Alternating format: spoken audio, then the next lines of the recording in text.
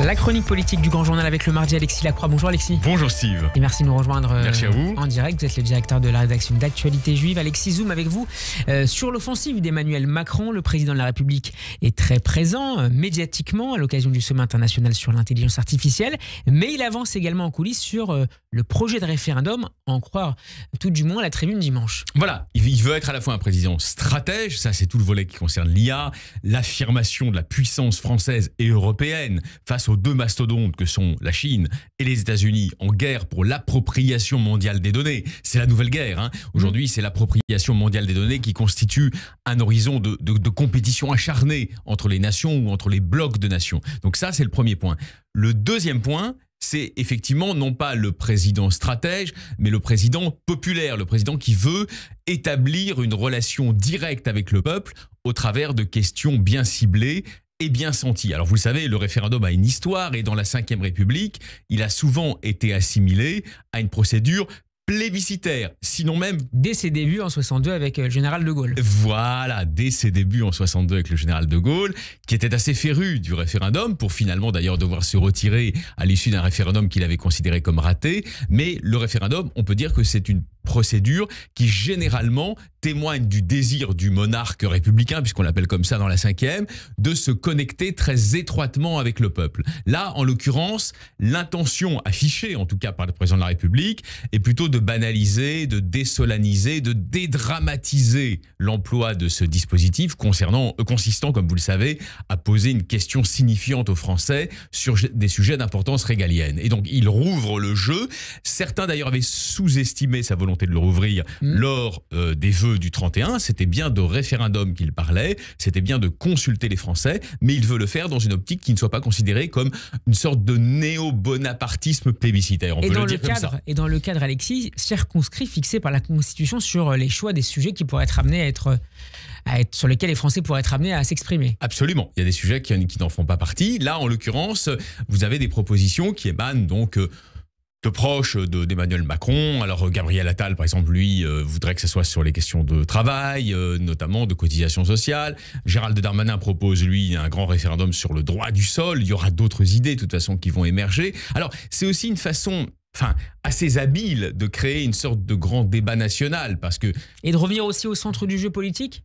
Alors, laissez-moi juste finir sur recréer un débat. C'est vrai qu'on meurt un peu de l'extinction des grands débats aujourd'hui, vous voyez. Donc, il n'y a plus de conflictualité constructive, il y a des conflictualités radicales. Là, en revanche, effectivement, il jette en quelque sorte un os à ronger, si vous me passez l'expression, au peuple dans sa globalité, et chacun va s'en saisir en se disant, tiens, on pourrait faire un référendum sur tel sujet, tiens, on pourrait faire un référendum sur tel autre sujet. Ça rouvre en quelque sorte le champ de la délibération publique. Alors, par ailleurs, vous avez raison, effectivement, ça n'est pas anodin que dans un moment où il recherche un petit peu ses marques, après la crise ouverte par la dissolution et ses conséquences, on va dire non voulues, non anticipées, il n'est pas anodin qu'effectivement cet instrument législatif et constitutionnel qui est entre ses mains, et entre ses mains seules, lui servent d'une certaine façon, même si les questions n'ont pas encore été posées, mais à rétablir un lien vivant, une sorte de full contact permanent avec un peuple français qui pouvait avoir le sentiment depuis quelques mois qu'il ne savait plus vraiment où habitait, au sens propre du terme, le président de la République. Vous voyez, donc il y a cette dimension-là, c'est-à-dire comment, par le référendum, moi, monarque républicain, je tente de renouer un lien vivant, un lien de confiance, mais aussi peut-être de discussion avec le peuple français, c'est absolument évident. Et c'est au cœur de la Ve République. Peut-être n'avait pas été suffisamment fait en 2002, lors de la présidentielle. Exactement, et c'est au cœur de la Ve République qui, qu'on le veuille ou non, pivote autour de la figure du président de la République. Alors un dernier mot, d'ailleurs, ça lui a plutôt réussi. C'était pas un référendum, mais ça ressemblait d'une certaine manière, par la structure discursive, s'adressait directement aux Français. Quand après, vous savez, l'épisode des Gilets jaunes, il était descendu dans l'arène, il avait discuté avec les Français lors de ces fameux grands débats. Beaucoup de gens avaient sous-estimé l'efficience de ces grands débats. On verra si ça fonctionne, mais effectivement, c'est un instrument avec lequel il escompte de scander, en quelque sorte, les mois qui viennent sur le plan de la vie politique. Emmanuel Macron, Alexis, qui a fait de Richard Ferrand son candidat pour la présidence du Conseil constitutionnel.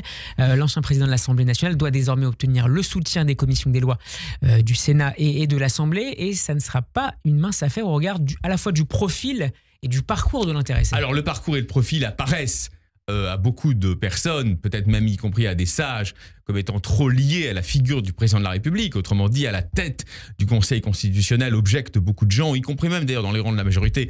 Il ne faudrait pas nommer quelqu'un qui soit aussi proche du président. Et aussi puis, un peu mince en termes d'expertise de la chose juridique. C'est incontestable. On ne peut pas nier, si vous voulez, que Richard Ferrand n'est pas n'est ni un juriste, ni un spécialiste de la chose juridique. À la différence de Laurent Fabius ou de... Voilà. Et donc, effectivement, l'annonce de cette nomination apparaît comme une sorte de fait du prince. Il va falloir sans doute pour eux, je n'en juge pas, hein, oui, je décris le réel avec vous, il va falloir sans doute pour eux communiquer ardemment pour désamorcer cette impression qu'il s'agit d'une sorte de caprice, entre guillemets, personnel d'Emmanuel Macron. Mais en revanche, si on va vite, de quoi ça témoigne? Ça témoigne aussi sur un autre plan encore d'une volonté de, entre guillemets, reprendre la main, c'est-à-dire de réaffirmer sa marque, de se C'est dans la prérogative du président. Bien sûr, totalement. Ça n'a rien d'anticonstitutionnel ni d'illégal, mais de réaffirmer sa marque, de nommer des proches et donc de reconstituer progressivement une Macronie que certains, peut-être trop hâtivement, nous verrons là aussi, disaient moribonde. Alexis, pour terminer, certains ont rappelé que le même Richard Ferrand avait notamment appelé de ses voeux dans une interview au Figaro en 2023 à changer la limitation du mandat présidentiel dans le temps, qui ne serait pas pour déplaire a priori Emmanuel Macron. Ah oui, je sais, il y a ce lien qui est fait. Alors bon, là, ne faisons pas de procès d'intention, mais vous avez raison, effectivement, Richard Ferrand faisait plutôt partie de celles qui étaient favorables au retour éventuel au septennat, si je ne m'abuse, qui d'ailleurs correspondrait plutôt à la gestion du temps long dont on aurait besoin. Ou de non-limitation des mandats, ce qui avait instauré, mais ce qui correspondrait sous la présidence de Nicolas Sarkozy. Voilà, alors on peut le critiquer, mais ça correspondrait plutôt à cette espèce d'optique de temps long, d'horizon de temps long, dont nous aurions aujourd'hui bien besoin dans la démocratie française pour traiter, j'allais dire, à fond les problèmes qui se posent. Vous voyez bien que cette espèce... c'est l'accélération des rythmes politiques, c'est bien, mais ça ne donne pas suffisamment de temps à l'action régalienne. Et donc, de ce point de vue-là, c'était une proposition qui n'était pas absurde. Et qui faisait face notamment à la proposition de septennat unique, proposée cette fois par Xavier Bertrand notamment. Merci beaucoup Alexis Lacroix d'avoir été avec nous. Je rappelle qu'on pourrait retrouver votre chronique sur radioj.fr et sur notre chaîne YouTube. Très bon après-midi. Merci à vous.